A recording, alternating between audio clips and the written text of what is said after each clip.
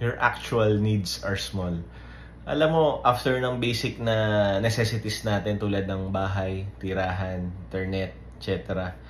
Alam mo, napakaliit lang ng napakaliit lang na amount ng talaga magpapasaya sa atin. Syempre, kapag may pera ka, mababawasan yung yung alalahanin mo sa buhay, kung ano ba yung kakainin mo bukas, kung ano yung gagawin mo. Kasi pag nawala yung worry na yun, mas masaya ka eh.